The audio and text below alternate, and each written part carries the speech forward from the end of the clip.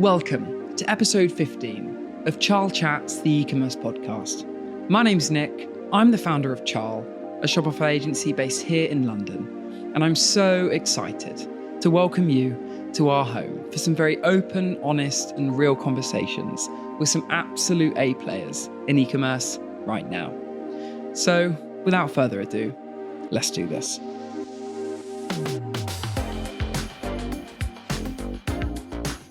Subscription revenue growing 200% year on year since launch, eliminating over 9.5 million single-use plastic bottles, multi-award winning, B Corp. Nick, what is the story of Bauer Collective? Yeah, so Bauer Collective, we are a sustainable consumer goods brand. What we do effectively is we deliver natural household products, home and personal care products in our world-leading, unique, reusable packaging system. So our mission, the mission at the heart of the business is to eliminate plastic waste coming out of people's homes and help them live a more sustainable life. Nice. I mean, I feel like I've seen you guys absolutely everywhere. I mean, I do get targeted with loads of products that are aimed to be reusable or people that are really trying to reduce the plastic impact. But Nick, where did this all begin for you? So it began a few years ago, going back probably about 8 years. I used to run a tech business. Okay. And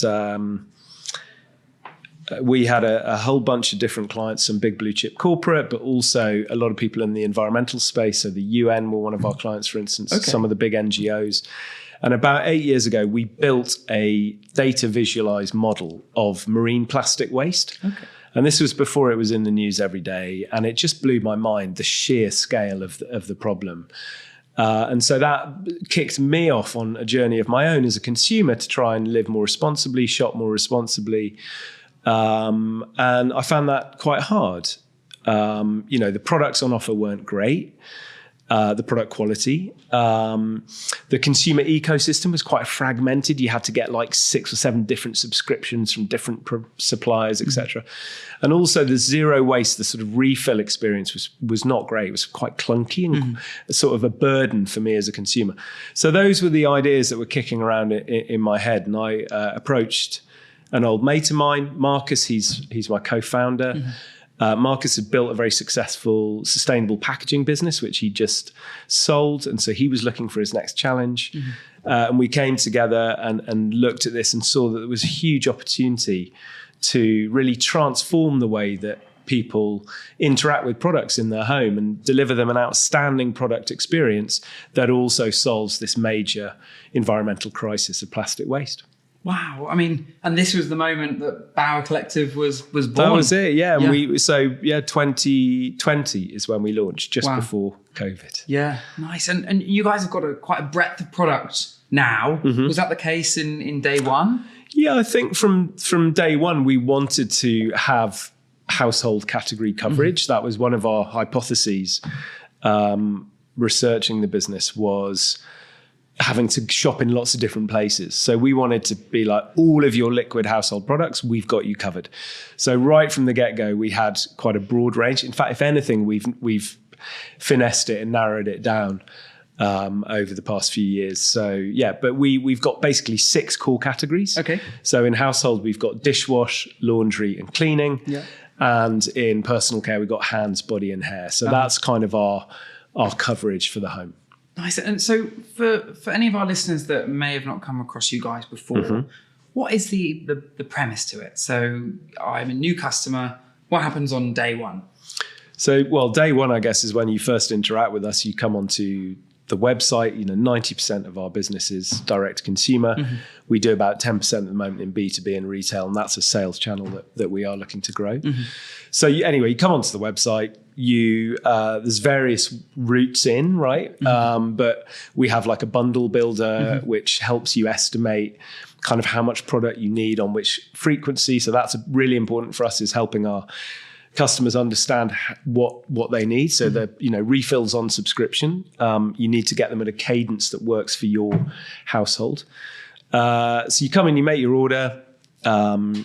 Let's say you get some body wash, some laundry liquid and some washing up liquid for sake of argument.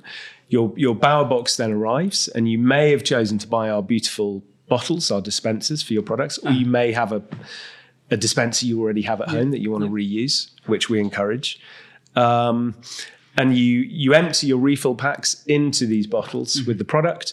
When those packs pack completely empty, when they are empty, they pack completely flat. And then you get a little prepaid returns envelope. You slot them into those, seal that up, send it back to us in the mailbox. That comes back to our refill center. And those packs are used over and over again in a circular loop, eliminating any plastic waste coming out of your home. That is really interesting. So it's way beyond just, hey, you're not just throwing away a bottle every time you use some detergent. You get bottles for life, and you get a promise from us of zero plastic waste coming out of your home. Yeah, because I live in London, and I have a bin for my general waste and I have a bin for my recycling. That is it, right? And I always think, well, sometimes I'm like looking at different packaging and I'm like, I have no idea whether I can put this flimsy plastic or this hard plastic or whatever. But you just put it in the recycling bin in the hope. And then I always think, when this actually ends up at like some recycling plant, what are the actual chances that this stuff's actually going to get reused? So it's really interesting that you guys have really built beyond that kind of recycling process. That's right, Nick. I think a couple of things there, one of which you highlighted, which is like messaging on packaging from the big brands is so opaque, and deliberately so. So they sort of like try and make you feel like, and they use this phrase a lot, like check your local recycling. Well, who's going to do that? Like less than 2% of consumers probably. But the main thing for us is that recycling is broken. Like it's not working. So less than 9% of the plastic that you put out in your curbside recycling box ever gets recycled. The other 91% of it is either landfilled or incinerated. Incineration is really where most of it goes now in these what are called waste to energy incineration plants, or it's exported to countries around the world which have really weak infrastructure, so it probably ends up back in the natural environment or the ocean. And why is recycling so broken, right? I feel like the government and general culture has pushed everybody to recycle, right? I've seen the TV ads and whatever. Yeah, you're saying 9% is getting recycled. Why is there no one going, we need to fix this? Why is recycling broken? How long have you got? We could be here all day. I think it's a really complex industry. One of the big challenges is the price of recycled materials. Like, it's not really in anyone's interest to recycle soft plastics if it's still cheaper to buy virgin plastics than it is recycled material, recycled content. So that's a big challenge. I mean, there's just so many challenges, and legislation's not strong enough. Some countries like Germany, much better than we are. France, much better than we are. But it's just super complex. But one of the main reasons is the responsibility is really with the brands and the manufacturers. We've for too long have designed for disposability. So like linear systems where Unilever or Procter & Gamble will just pump out gazillion single-use plastic products that are designed to be used once and thrown away. So that, for us, that's where the responsibility lies, is actually in the design systems behind the products. Managing inventory doesn't have to be a guessing game. Inventory Planner by Sage makes it simple to forecast demand, optimize stock, and free up cash flow, and saves you loads of time. It's time to ditch the guesswork and the spreadsheets. With Inventory Planner, you'll make smarter, data-driven purchasing decisions, cut excess stock by 1/3, and reduce costly stockouts by 65%, ensuring you always have the right products at the right time. That's why our clients, such as the Secret Linen Store, chose Inventory Planner to help take control of their stock, managing multiple locations with a large product portfolio. From automated replenishments to seamless integrations, precise stock transfer and advanced forecasting and reporting. They'll get you up and running in just 4 weeks. Are you ready to take control of your inventory? Try Inventory Planner by Sage, helping you work smarter and not harder. Get in touch with them today. So, you guys actually almost kind of tried to think about skipping the part of, we're going to make everything with recyclable materials, and actually we're going to just reuse it ourselves. And we're going to build a customer base that can send the packaging back to us. And we then can own that entire process from start to end. That's right. Yeah, we're part of a movement of brands and businesses that are now really trying to drive the circular economy, because we live on a world of finite resources, and so we should be reusing these materials, whether that's plastic or in other cases aluminium or glass or whatever it is. It's like it takes a lot of energy to produce and deliver these things. So as much as possible, we should be reusing them. So, Nick, I just want to take it back a step in terms of getting the brand off the ground and those really early days. So you yourself and your co-founder were like, right, this is our product. We're gonna go to market. What were the next phases for you? How did you really start getting the wheels moving of, right, here's an idea and this is how we're going to deliver it? Well, we recognized that we wanted to really like supercharge the launch of the business. So we were very fortunate to secure our first investment from a group called Founders Factory, who you may have heard of. So Founders Factory they're part of a big kind of startup venture ecosystem that take very early stage pre-seed businesses and put them on an accelerator pathway. So we were on that accelerator, working out of their offices in High Street, Ken. And that was just an amazing experience. So, we were a team of 3 at that point. We had our first employee, but they built a team around us of product specialists, PR and media people, fundraising people, technology and data people, growth marketing people. And so suddenly we had this, as part of this accelerator pathway, we had a team of, fantastic experts. And that just really helped us identify how we were going to bring our brand to market and get it off to a super quick start. And then a number of other things happened as well, COVID being one of them. And actually what happened for us, which was really interesting, was we somehow landed a 2-page lead feature in the Times. And the business was 2 months old. Wow. So that was an amazing coup, because I think we had this new, interesting, unique proposition. And anyway, this feature in the Times came out, and a week later the country went into lockdown. And the sort of combination of those two things happening just was like an enormous bomb went off, and we just started growing like crazy. Yeah, right time, right place. Yeah, I think so. I mean, COVID was also deeply challenging in other ways, because we were a tiny little startup and the supply chains were collapsing and we were back of the queue, right? So it was really hard for us to get product. You suddenly got the customers, but you haven't had the time to kind of build up that supply chain. Exactly. So it was really super exciting, super stressful. But so we went from nothing to feeling like quite not an established brand, but like a brand of note within quite a short period of time, which was very exciting. Yeah, and how did you find that kind of initial investment phase effectively? Because we have brands here that are bootstrapped, we have brands that have gone for investment and had money injected into the business right from the off.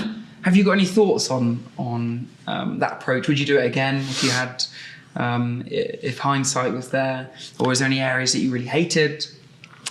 I think the answer to that is there are just so many different ways to build a business. And I don't think it's binary. That I'm super impressed by businesses that have bootstrapped their way to hundreds of millions of turnover and become publicly listed. That's incredible. And then there's other businesses that have gone down the investment route and also been very successful. And on both sides, businesses that have tried to bootstrap and fallen over, and businesses that, so I think we've been very lucky. We've had super supportive investors.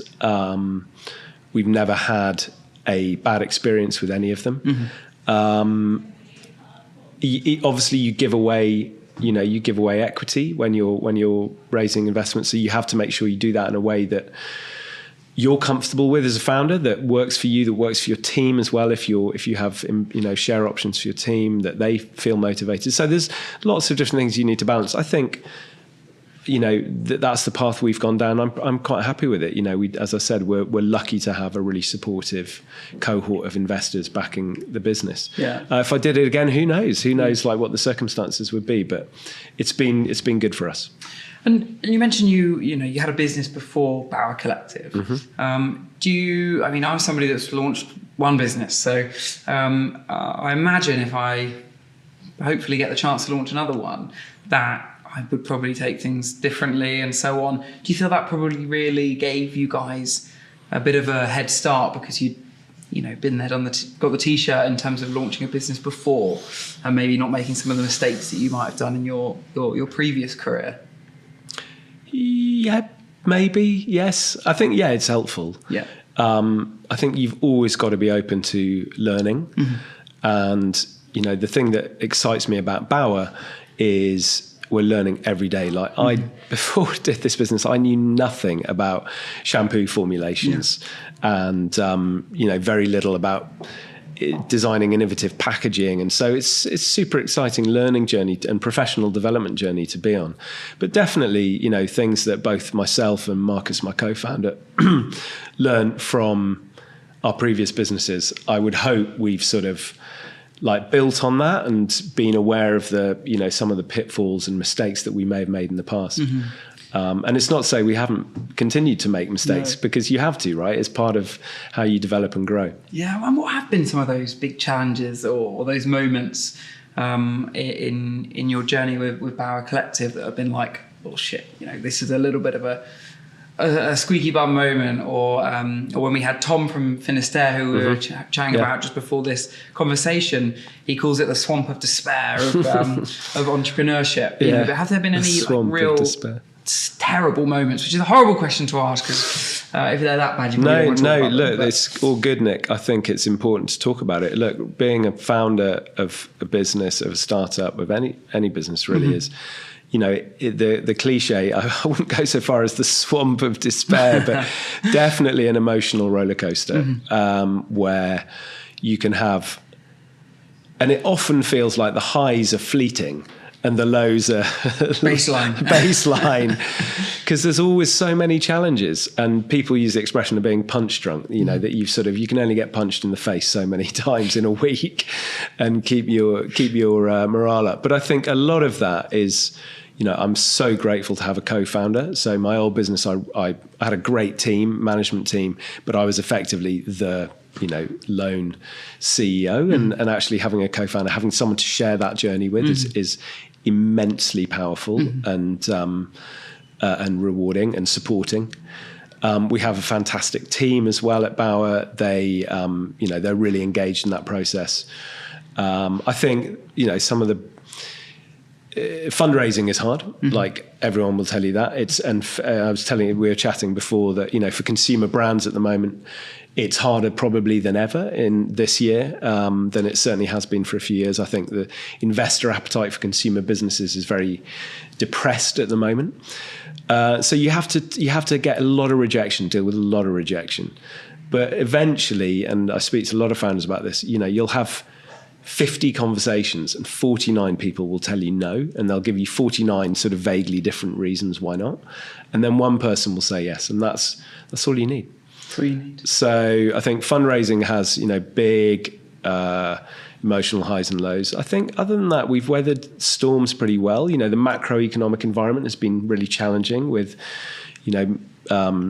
interest rates, inflation, cost of living. It's this, you just have to sort of work out how as a business do we navigate this and maintain our value proposition in a challenging external environment.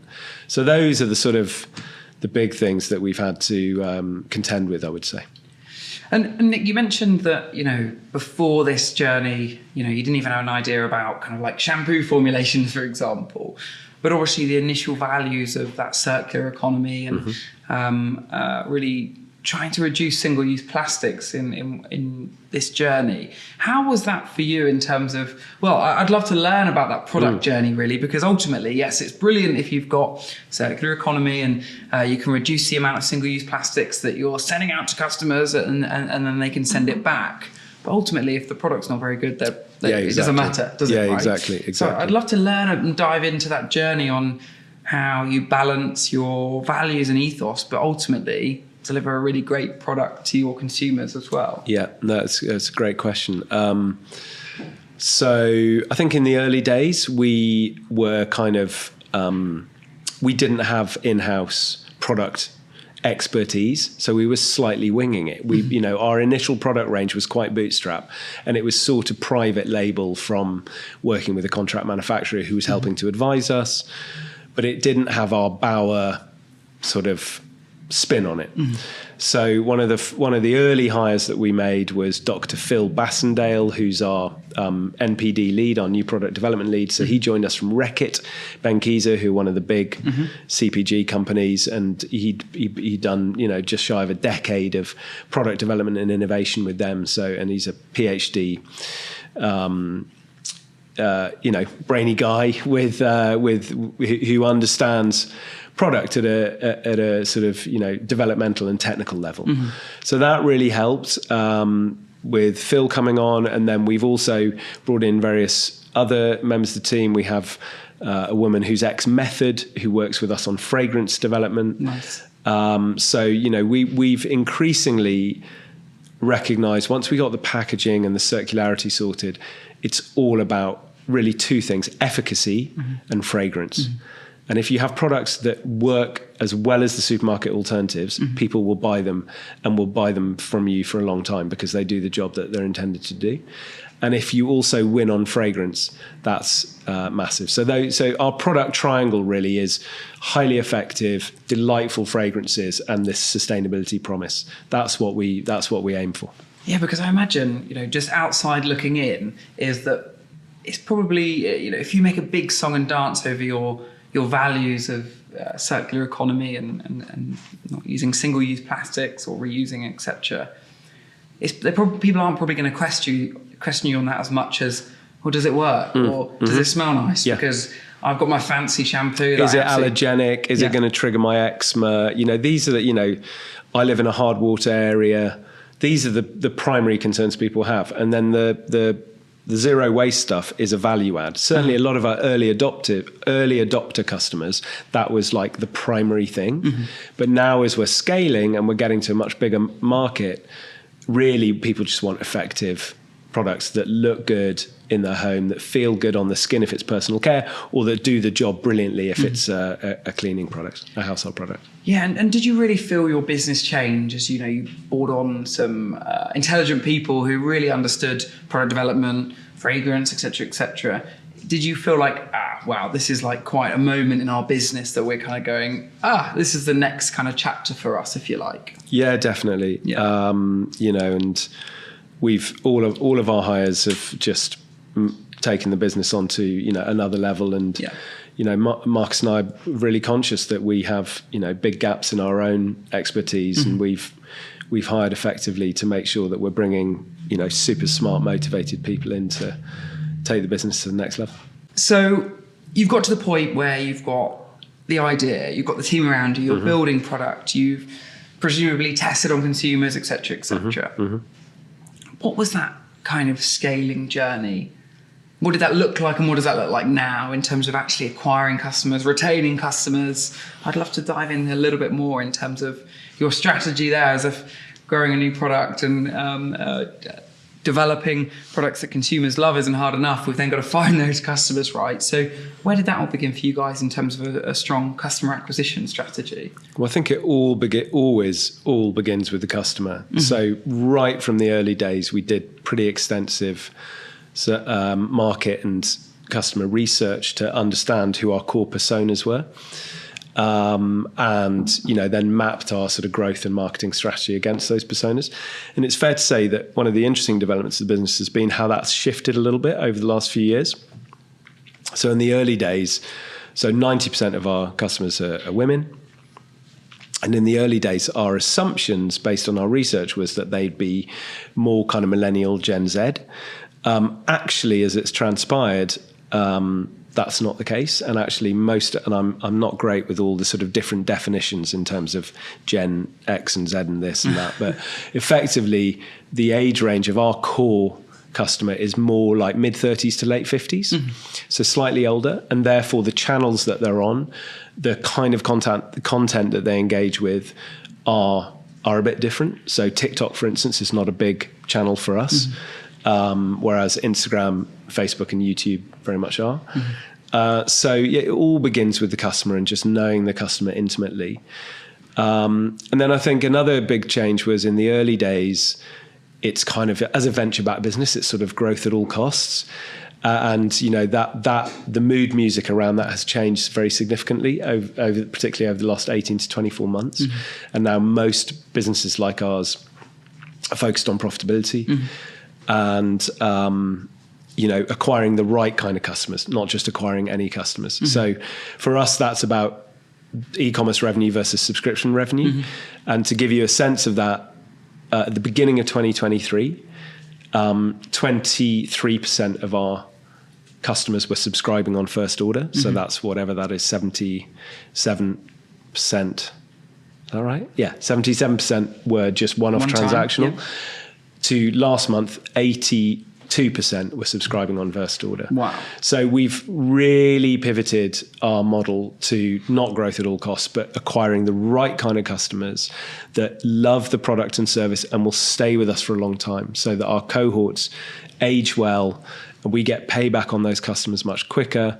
And, you know, we're building a really solid, scalable, recurring revenue business. So the one-off transactional e-com model is not for us. It's, you know, it's a very expensive way to sort of grow your top line revenue, but ultimately much harder to get to profitability. Yeah, I mean, we spoke to so many brands on this podcast who will make profit on order number 2 and number 3 and not on number 1, because the people they're targeting, or even the cost of acquisition through paid channels, is so much more expensive now that actually it's vital that you're getting the right customer who's going to keep spending with you long term, because ultimately orders number 1, 2, sometimes 3 are not profitable just yet.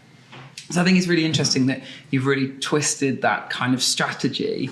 You know, we saw it a couple of years ago, it was just like, just keep growing revenue, without absolute, and it was probably from a time whereby cash was much easier to get. It was. First of all, so we can just keep putting more into the funnel. And secondly, the acquiring customers was a lot cheaper as well. But now, since we've seen all the privacy stuff coming in, much harder to target customers, we see these ad platforms charging so much more to find the right customer for your business. So we see so many brands now really focusing on how do they get customers that are really engaged with their products, not just offering them really low cost initial products that really they're just getting a freebie or just engage on the initial offer, but people that are really into the values of that the brand's delivering. And have you guys changed your strategy with content, for example, and the way that you're talking to customers in terms of trying to find those customers that really care about Bauer Collective? Yeah, we definitely have. And I think going back to what we were just talking about previously, a lot of that has been about, you know, in the early days, I think we over-indexed on the sort of value proposition content about the zero plastic waste promise and all of this. And actually that content didn't perform great. And ever since then, we have a lime scale remover, and we did independent lab tests that showed it was twice as effective as Viacal, which is the sort of chemically big brand supermarket alternative. And ours is completely non-toxic and natural, and it really is an amazing product, and people love it. So that's become a real, you know, that sort of those efficacy promises, which we then geo-target against hard water areas, just perform incredibly well for us. So lots of people love like before and after content. So like, look at these gritty limescale taps before we went to work with Bauer's limescale remover. Our toilet cleaner as well, before and after content. I'll spare you the details on that, but like, you know, also a super effective product. So like efficacy before and after, transformation of your home. This is like super compelling, effective content. So that's really changed for us and has really unlocked like scalable growth at a static CAC. And that's key for us, is we're super disciplined on our cost of acquisition and keeping that really stable as we grow. Whereas in the past, again, when we were just top line, it was quite spiky, and it would often get to levels that we just weren't comfortable with. So yeah, I think it's really understanding like what content resonates with customers that will love your product enough to stay with you for a very long time. And our retention as a brand is really, really good. Like, well above the industry average. So we know we're doing something right, and our cohorts age really well. And so that's almost more important to us. Is we'd much rather acquire half the amount of customers we're acquiring in 2022, 23, but make sure that they are the right customers. And you keep them. And you keep them for a long time. And then all of your unit economics just looks so much more compelling. And how did this change? So I think it's really interesting that you saw, 70% initially of one-time purchase customers who are not clicking that subscribe and save button or whatever. And now you're seeing almost a complete flip in that percentage. Obviously that content probably going to be massive. But what was the content like before? Was it pushing on your sustainability values? Content's one part of it, Nick, and then the other two parts of it are technology and growth. So all of our growth tests now are basically engineered towards driving subscription, and all of our sort of technology product features are also. So it's a sort of combination of all those three factors working in tandem. There you go. That's the word I was looking for. Working in tandem together, so that top of funnel, you've got really compelling content about the value of using these products over, and the value of refills as well, because they do actually deliver value in terms of they last a long time. You don't have to reorder as much as endlessly filling up smaller single-use products in your shopping basket. Through to, the growth initiatives being the actual acquisition flows being really much more cleverly engineered towards attractive subscription offerings. Through to the technology features on the product when you actually come on, so all optimizing towards that. That said, we absolutely recognize that not everyone wants to subscribe from straight out the gate, because they don't know the limescale remover is going to be effective. They don't know if they're going to like your coconut and orchid shampoo fragrance. They want to try it out. So we don't want to drive people, some subscription businesses have what's called sort of dark UX patterns where it's impossible to work out how to buy stuff one-off.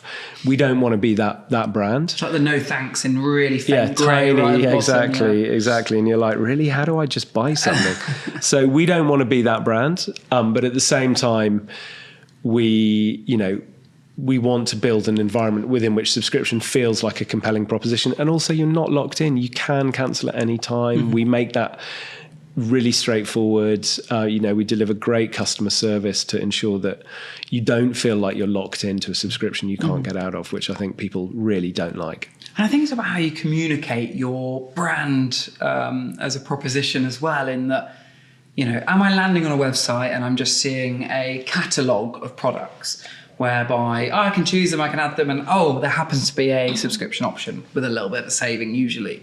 Right, there's that kind of type of brand.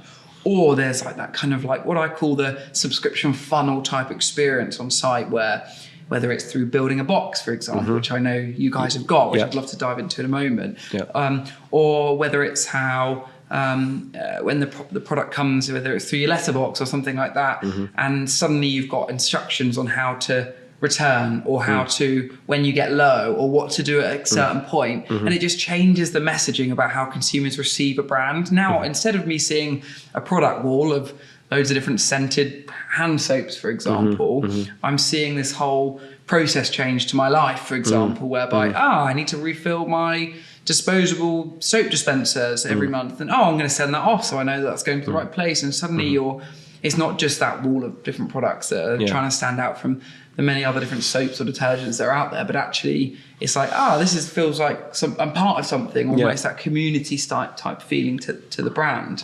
Running a retail business is exciting, but it's not always easy. Manual processes and outdated, disconnected systems slow you down. And that's where Brightpearl by Sage comes in. Brightpearl is a flexible and easy-to-use ERP solution built specifically for e-commerce businesses. It takes the stress out of operations by automating everything from order fulfillment, shipping, and accounting, while giving you real-time insights into your inventory and finances. With a library of seamless plug-and-play integrations. Brightpearl by Sage connects your entire business effortlessly. And what's the result? You reclaim hundreds of hours, reduce hiring needs by 50%, and send orders up to 7 times faster. Whether you're expanding to new sales channels, managing multiple warehouses, or expanding internationally, Brightpearl helps you scale smoothly and confidently. Why let outdated systems or spreadsheets hold you or your customers back? Contact Brightpearl today. I've had a good look through your website, and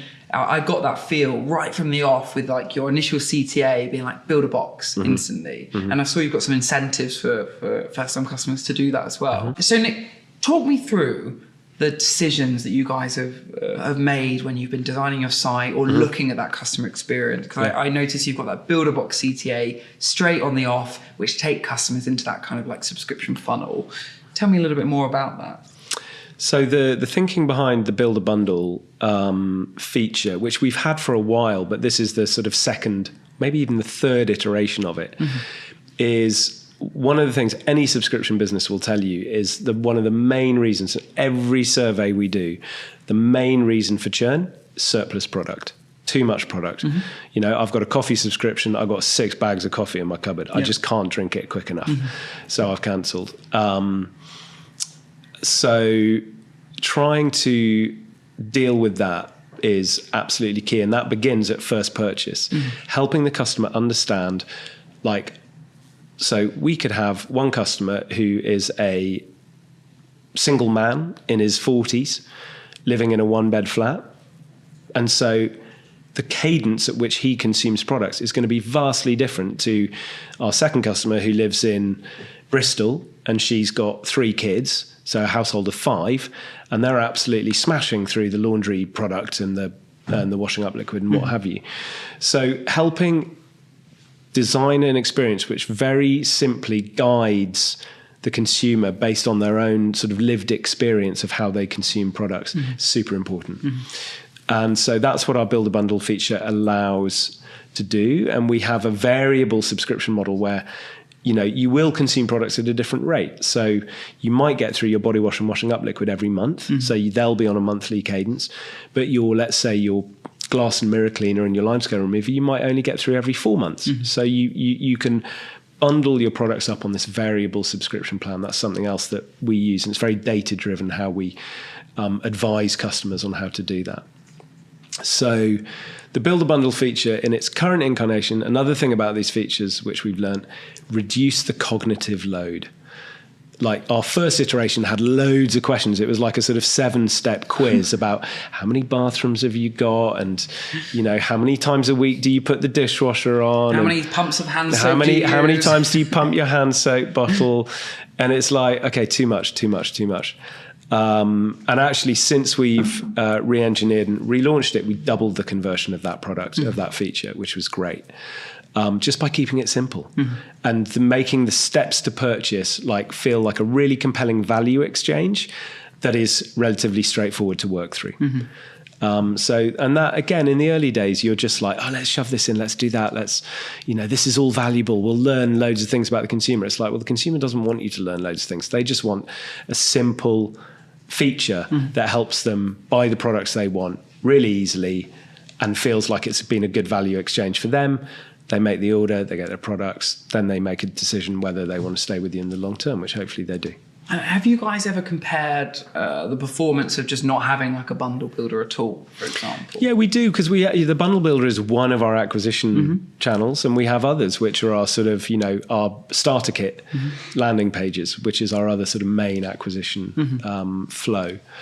And we're constantly sort of split testing between those, and actually a lot more of our traffic, both organic and paid, goes through the starter kits than it does through the Build a Bundle. Interesting. So, but the Build a Bundle it's not for everyone, and we recognise that. But when it does, when it does convert, and it converts well, it delivers a much higher basket, so AOV, because you're giving the customer the opportunity to add more things and actually discover the product. Yeah, range. to discover exactly. So product discovery is really important. But sometimes if you just direct people to your bestsellers page, it's a bit overwhelming because there's lots of products. So the more you can sort of balance the curation of the customer experience with discovering the fullness of your offer, getting that tension right is so important. Yeah, I think it's interesting. We always say at the agency, like, if customers cannot find the products, they can't buy them. So that kind of like area of discovery is an area that still is relatively untapped in the e-commerce space. You know, we see a lot of partners who use AI-driven models to suggest products, and I'm talking about ranges that have, brands that have like over 50,000 products or whatever, and actually really funneling down customers to find those right products that are going to be really interesting. But then similarly, on the other kind of arm of that is the smaller brands that say have a much smaller product range, but actually your customer might have just seen one of your products on socials and they get very one-tracked in their user journey and actually never even see that there's anything more, and they have no interest in doing that discovery. So, you know, I think tools like Build a Bundle, even just upsells at different steps. Funnily enough, on the upsell and cross-sell, we have until very recently been using a third-party application, sort of Shopify app, which was kind of all right, but we're paying quite a lot of money for it. I won't say who the provider was, but we've now just built our own. You know, so we just recognise that actually building our own custom tech based on our own data will be way more effective. So that's... Where do those upsells appear, Nick, on your store? They appear in a number of places. So they appear in cart. So if you've added, you know, a body wash to your cart, there'll be intelligent upsell that'll pop up in the cart for like our body wash dispenser, or maybe an alternative fragrance, or some shampoo and conditioner to complete the personal care range. So that's all driven by upsell. So it happens in cart. It also happens on the product PDPs, the product pages, and for subscribers and returning customers, it happens in their customer portal, which is a really important area of the customer experience. 100%. We see so many brands forget about that subscription management area. It's absolutely vital. It's possibly where 90% of your customers are only ever going to see again once they've maybe, you know, not been onto your site again, because I see, but they're getting their upcoming order email that comes whatever number of weeks after before, or days before the next subscription order gets shipped out, for example, which is really, really interesting. And you mentioned you've done a bit of split A/B testing, or you continue to test new releases. How much is that part of your strategy at the moment? Yeah, I mean, everything we do is test and learn, right? It's, you know, we think failed growth tests and technology features are just as important as successful ones, because you build up a learning log of like, what didn't work, why didn't it work? A/B testing is, we do a bit. I think, you know, like a lot of startups, maybe we don't get the enormous traffic volume that you need to do really effective A/B testing. That's true. So that can be a bit of a guardrail around how effective that is. But no, everything we do is based on a sort of, you know, iterative test and learn sprints, basically, to develop new features, both, you know, growth tests and tech features, product features. And you know, you're absolutely right about having enough data for that to be able to hit that. Does this actually reflect the audience, the wider audience? But I also think that's... I mean, if you're Amazon, you're A/B testing moving 1 pixel on a CTA button because you're getting like unbelievable volume to give you like real-time data. We just don't have that volume. So you have to sort of be a bit clever about how you do it. And you'll probably hit representative, and they probably hit it in like an hour after having that much traffic. But, exactly. But also... I was going to say, in terms of I think that when you're very close to a business, even online, whilst you can't see your customers, you get a feel for it, don't you? You kind of get it can be very subtle sometimes, and you suddenly see a different type of product that's, I haven't seen that product being bought with this combination for a while, or you hear back from your customer service. So actually, there could be smaller signs that I think that founders and intuition can pick up on. Well, we have a monthly session called Voice of the Customer. Okay.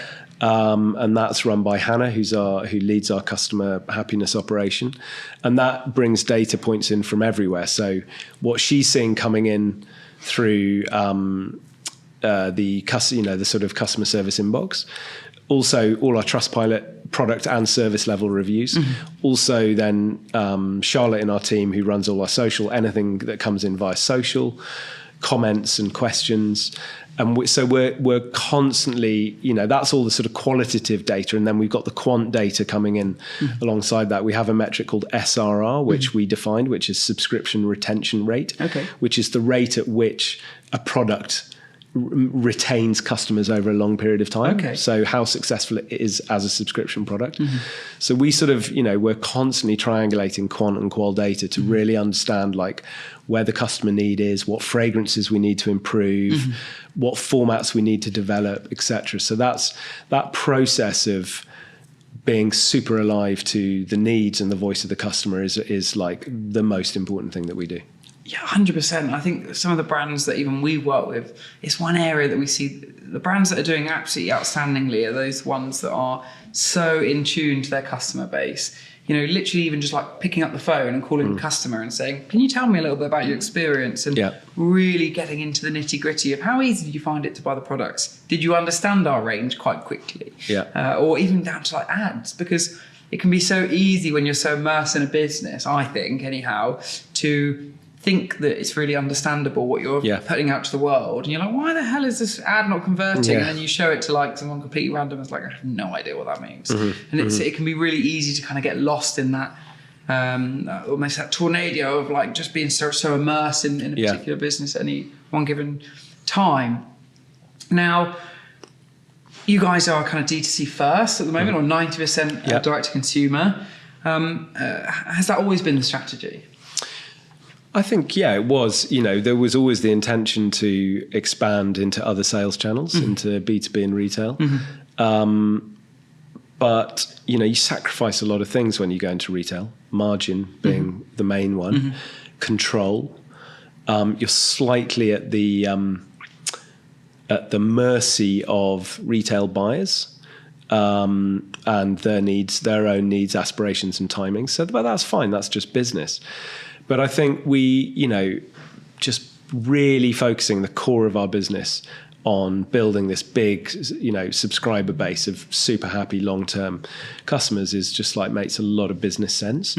And I think now we feel the time is right for us to expand out into the B2B and retail universe, and we're doing that, and we're in some really interesting conversations at the moment with the likes of Waitrose, Ocado, people like that. So it's starting to happen, and I think I'm glad that we've taken our time getting there. What does B2B look like for Power Collective in terms of, you've got this kind of like circular economy? How does you mentioned you've got about 10%? So you get there's a QR code on the back of all of our packs. So whatever sales channel they're sold in, you can just scan that, get the free post address. The free post is, you don't even need to scan the code. It's also printed on the back of our packs. Nice. So you can send your packs back whatever sales channel you buy them through. Some of our independent retailers like to have in-store returns bins because it encourages rate of sale within their store. So we encourage that, and we give them the assets to put in a little returns box with some messaging on it. So that it's still absolutely central to the whole proposition is the ability for the customer to return that packaging for reuse, irrespective of where they buy the product. Yeah, I think retail is going through that kind of transition, isn't it? Almost see it as like catching up a little bit, because it's like e-com has allowed over the last 15 or 20 years for really cool, unique ideas to get seen by millions of people, where historically, unless a retailer said, I like it, let's run with it, most consumers probably would never even seen it. And now it's like retail is kind of like, well, e-com's done really well at like getting really unique models out to customers, which is brilliant. I take like Graze as an example, right? They were probably, I imagine, were quite a challenger in that, we're going to have letterbox snacks where you can get it sent to you every month or week or whatever. And then they've taken that transition to be, right, now you're going to see like our little cool packs of nuts in Sainsbury's or whatever. But actually even people like Harry's Razors, they were really D2C centric first. And now you like going to Sainsbury's and it's like a whole massive gondola end. Look, I think it's a very well-trodden path in terms of, D2C. The benefits of D2C are the margins are much better. You control the whole ecosystem. You control the customer journey. The negatives are, the cost of it. You have to pay to acquire customers, and that's an ongoing sort of always-on marketing investment. Whereas if you execute well in the retail environment, you still have to pay, but it's it's all relative. So you sacrifice a bit more margin, but you have, different scale of marketing costs versus.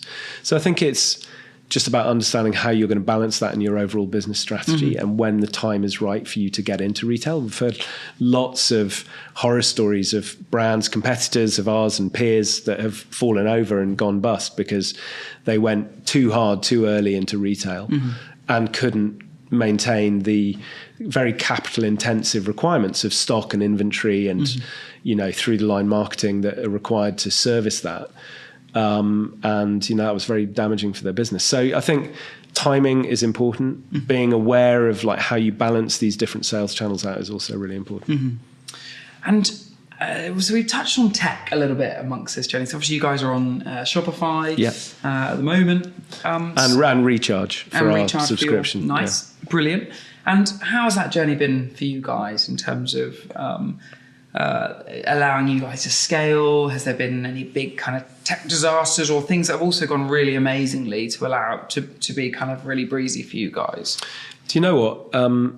Having, as I said to you before, I used to run a tech business where we did major, big, complex software builds, and it could be really painful, as I'm sure we've all got horror stories. Yeah, you may have had some sleepless nights yourself. The tech at Bauer has just been an absolute. It's just been great. We have a fantastic head of tech, our lead engineer Ben. He's an amazing talent, and we have great technical and UX resources supporting him, and we've never really, touched wood, had any major disasters. I think the benefit of being on an enterprise platform like Shopify is they do most of the heavy lifting, and we custom build the important bits. So the risk profile is relatively low. So no tech horror stories to report, really. It's all been pretty smooth, and actually we're really proud of the tech platform we've got. We think it's best in class. Yeah, it is absolutely. So it's a platform that actually I think even we as a Shopify agency get complacent about. Like we'll sometimes have merchants come to us who are on Magento or one of the other more painful platforms, I like to call them, and actually the questions that we'll get asked, we can often sometimes just shrug off because it's like, this isn't even an issue. Like people will say, can we need to have Apple Pay. It's been a massive problem for us. And I'm like, my God, I can't remember the last time I even thought about Apple Pay because it's just there and out of the box. Yeah, I think so. And Shopify's not perfect. No. And, their customer support could definitely be improved. But it is a super fully featured platform, and you can scale. I'm sure you've got clients doing hundreds of millions of turnover. You can really go enterprise. You can go big on that platform. Recharge also not perfect, but actually meets a lot of our needs, and we've worked with them over the years to sort of optimize the service that provides. So look, I'm not complaining. They're good platforms to go out and build a consumer business on. Yeah, and I think what's really nice is that brands can focus their investment, as you said, they'll do most of the heavy lifting on how an e-commerce business should run and work, and then actually investment can be spent on creating new things like new bundle builder flows. Yeah, exactly. Focus on the customer experience rather than on the minutiae of back end, payment processing and payment journeys and all that stuff, which is, pretty, it's pretty sophisticated in terms of what's provided. So, yeah. So, Nick, what does the future look like from here for Bauer Collective? Global domination. Damn right. No, I think in all seriousness, we have pan-European aspirations. We feel like the demand for reuse, refill and zero waste is massive, and it's big in lots of Nordic territories. Germany, we have investors in Germany that are super keen for us to launch over there. France, it's really kicking off in France. Some really interesting business models coming through there.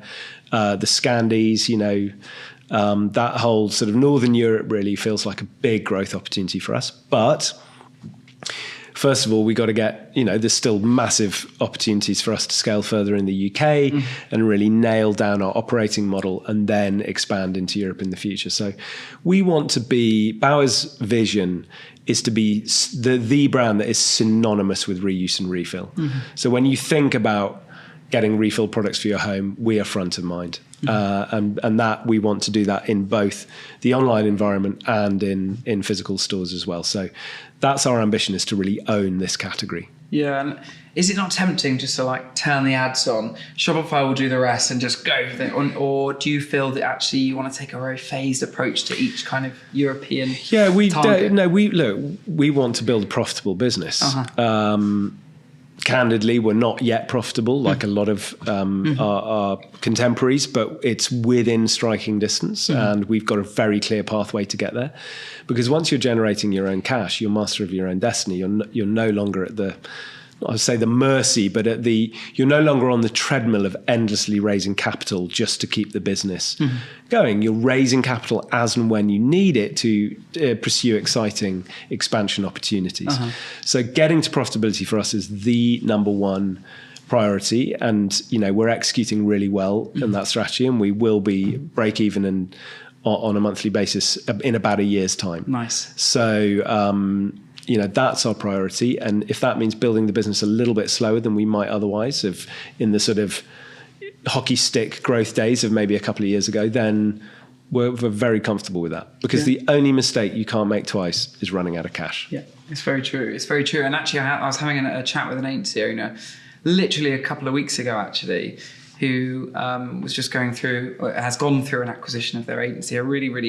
They had a very successful agency, and actually some of the advice they gave me in my journey is really consider profitability early and getting your margin right early, because he said, I ran through my business, and he sold his business for a very large sum of money. But he said, when I really started entertaining potential buyers, it was really hard to get that margin right so late in the game, because even if he was just continually investing in bigger teams, or he said fundamentally we had to literally strip down a lot of our process because so much had to change in the way that we're doing things and the way that we're delivering things. And I know obviously agency land is obviously a little bit different to selling a product, but I imagine that it's probably not many miles away from scaling a profitable business, because you don't want to suddenly have world domination. We're like, well, the way we're doing it is never going to make any money anyway. Yeah, that's it. And I think there's been too many,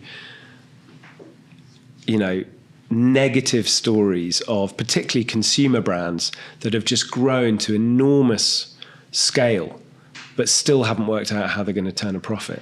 And they keep telling everyone, we'll do it next year. All we need to do is tweak this and get that economy of scale, and it sort of never happens. And so it's absolutely front and center of everything that we do, every strategic decision that we make, to make sure you've got a really robust, because sustainability for us is 3 Ps. It's planet, being, delivering products that are respectful to the planet. It's people, so working in harmony with the planet, but it's also profit, because you can't build a sustainable business without profit. And it's investing that profit to reinforce those the other core values of the business. So you've got to be super dialed in on your unit economics, on how you're going to scale, in what sales channels and what markets, and how you're going to maintain sustainable, profitable growth. Nick, it's been an absolute pleasure to hear about your journey, dive into what the future might look like for Bauer Collective. And I will be watching very closely to see your continued growth journey. And thanks so much for joining me. Thanks, Nick. I've really enjoyed our conversation. Thanks so much for inviting me on. Cheers. Thank you. Thank you so much for joining us on episode 15 of CharleChats, the e-commerce podcast. What an absolutely amazing, honest and transparent conversation with a brand leading the refill revolution. Please follow us on socials, and we'll be back again real soon.